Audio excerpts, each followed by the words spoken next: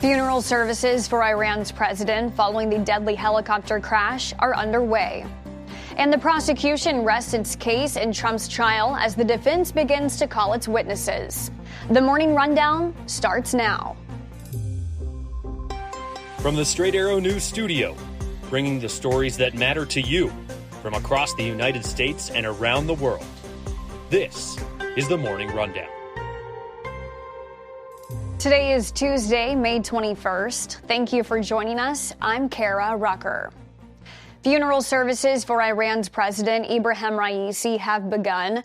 Thousands of supporters taking to the streets as the country begins its 5 days of mourning declared by the supreme leader.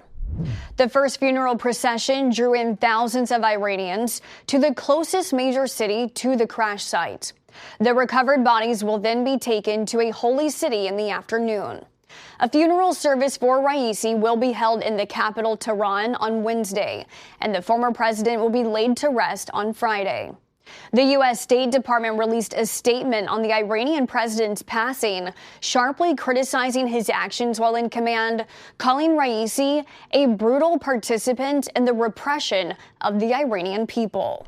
The prosecution of the Donald Trump criminal trial has rested its case against the former president, the defense wrapping cross-examination of the prosecution's star witness, Michael Cohen, and the defense already calling and questioning its first witness, Cohen's former legal advisor, Robert Costello, who will return to the stand today. It was a busy day for Trump's trial in New York as the defense first continued its cross-examination of Michael Cohen. Trump lawyer Todd Blanche getting Cohen to admit he stole tens of thousands of dollars from the Trump Organization.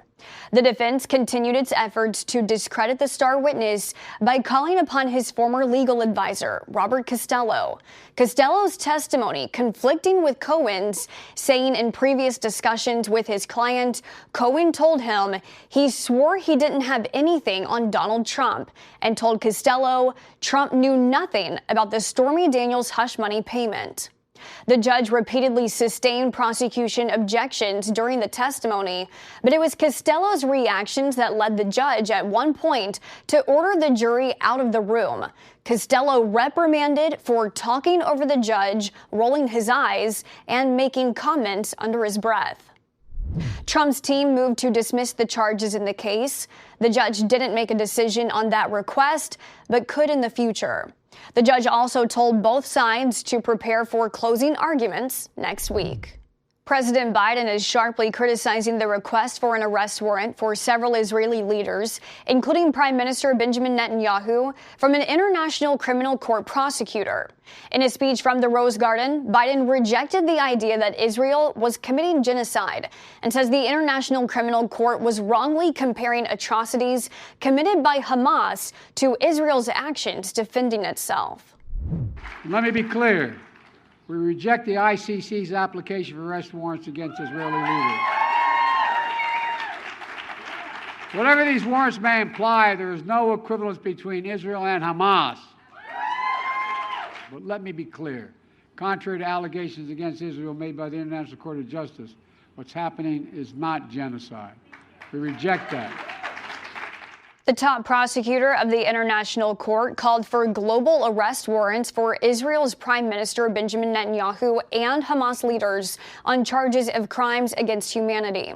Israel is accused of deliberately targeting civilians in Gaza.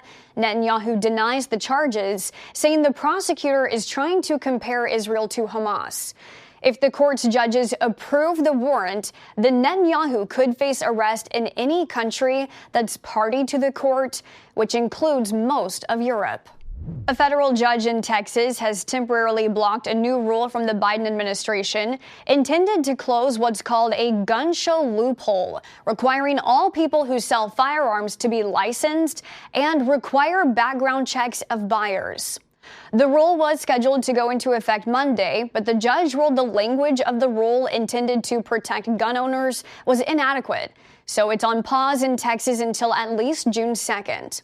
At least 22 other states have filed similar lawsuits to block the gun law. Target stores are slashing prices on bread, milk, diapers, and thousands of other household staples. The retailer announced Monday it's reducing prices on roughly 1,500 items, with more discounts to follow, responding to consumers' need to stretch their budgets amid inflation concerns. These discounts are available both in-store and online through Target's website and app. This pricing strategy comes after Target reported a 1.7% drop in sales for 2023, its first annual decline in 7 years. The move reflects a broader trend of increased frugality among U.S. consumers, despite some easing in inflation and stable consumer spending. Other retailers like Giant Food and Michaels are also cutting prices. Hey, ChatGPT, how are you doing? I'm doing fantastic. Thanks for asking. How about you? Finally this morning, OpenAI has paused the use of Sky, a voice in its ChatGPT projects, because it closely resembles Scarlett Johansson's voice from the film Her. The company stated on X that Sky is actually the natural voice of another professional actress, not an imitation of Johansson. The issue arose after Johansson's friends noted the similarity between her voice and Sky's. Although OpenAI had previously invited Johansson to lend her voice to ChatGPT, she declined. The resemblance was highlighted after a product demonstration earlier this month, further intensified by CEO Sam Altman's tweet that referenced the movie Her. In response to Johansson's concerns, OpenAI reiterated that Sky was not designed to mimic her voice. These are your top stories for this Tuesday. Be sure to subscribe to the Morning Rundown newsletter to get the top stories each weekday morning. Just go to san.com/rundown to sign up.